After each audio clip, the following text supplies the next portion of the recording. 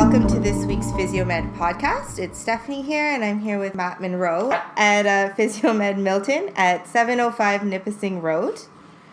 Hi, how are you? I'm doing well, thanks. How are you? I'm good, thanks. It's August. It's back to school mode for everyone. It is. The summer flew by. Yeah, I know. We're wishing there was another month, but we can't be choosy.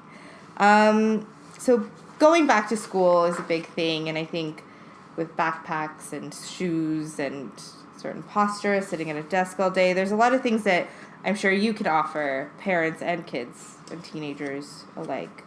Yeah, absolutely. Some advice when you're looking to buy a backpack. There's a couple key things that you really want to look for. First thing, you want it to be as lightweight as possible. So things like leather backpacks, yeah, they may look great, but already they're quite heavy to begin with.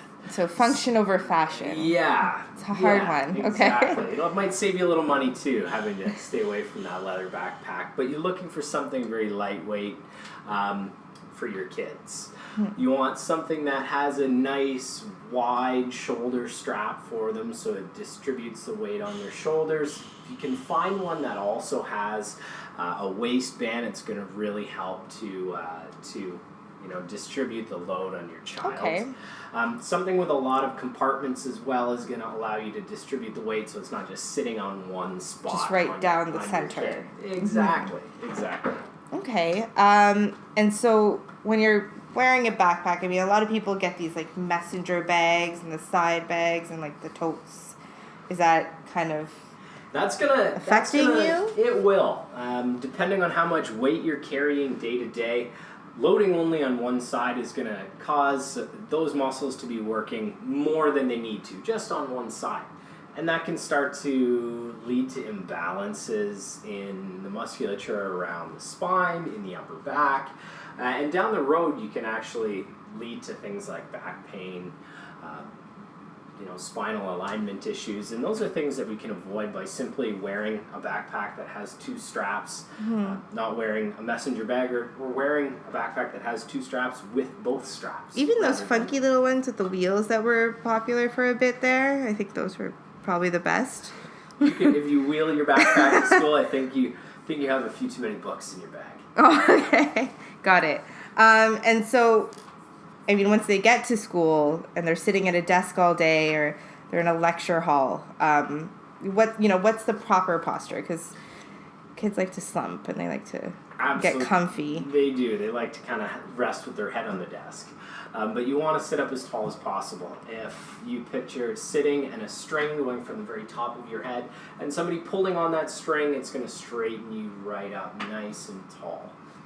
Okay. And so at a desk. So when you're at home, I mean, I used to study on my bed all the time, and apparently I think that's given me kind of a hunchback early on.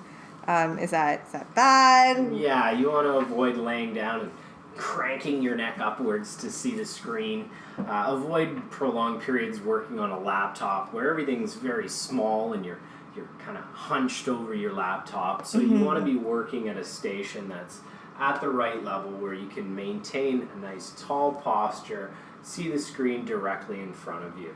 If you're working on something like a kitchen island, there's going to be no back support on that stool. It's going to be too low and you're going to be forced into a posture that isn't the best for your back.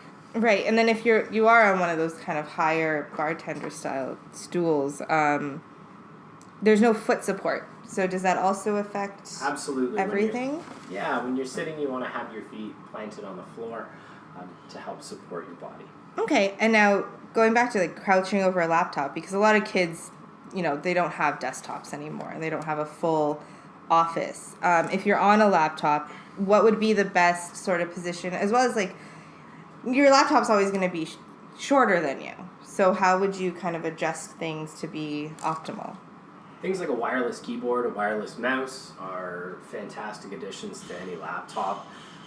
Bolstering the laptop up on a couple textbooks will allow you to work at a better height with it. Okay, so you're not always kind of looking down at it. Yeah.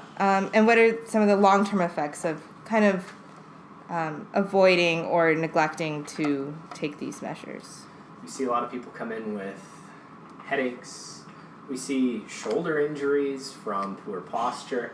And these are all just based on people's prolonged postures. It can start to affect nerves, and really it can affect the total body. Okay. Awesome. Thank you so much.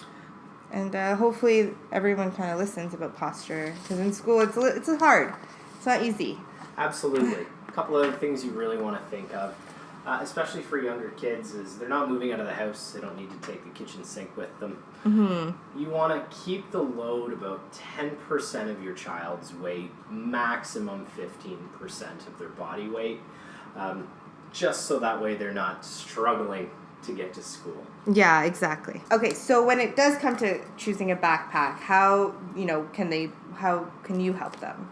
Well, if you want to bring your kids into the clinic here, we're always welcome to seeing everybody. So if you want to bring your child in, bring in their backpack, we can take some photos of posture with and without the backpack, show you how to properly adjust the straps, check your child's posture to make sure that there's nothing that's happening, that we can help prevent problems in the future. Exactly, and you can assess everything. If there has been damage previous to this, you can correct that. Absolutely. It's never a bad idea to have one of our chiropractors or physiotherapists check out your child's posture to make sure that they are developing correctly. Awesome. Okay, thank you. All right.